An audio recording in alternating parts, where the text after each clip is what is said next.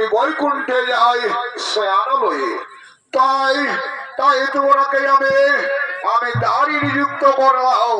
শোনো গণেশ, তুমি এই বৈকুণ্ঠে উত্তর দ্বারে আমি তোমাকে দাঁড়ি নিযুক্ত করলাম।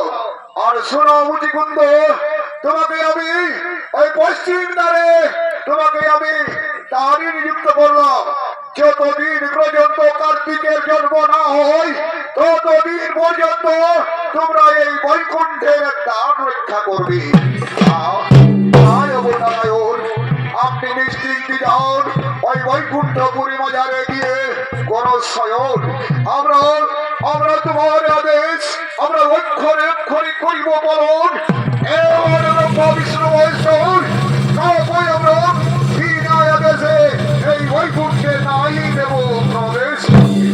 তাই তাই ঘরে কোনো গণেশ, আমি যাই ওই বৈকুণ্ঠ মাঝে শয়ানলয়ে। আমার তোমাকে আমি দ্বার নিযুক্ত করলাম। আর মুচিকুন্দ তোমাকে আমি ওই পশ্চিম দ্বারে দ্বার নিযুক্ত করলাম। এই আমি চললাম মুচিকুন্দ চললাম ঘরে ওই বৈকুণ্ঠ মাঝে।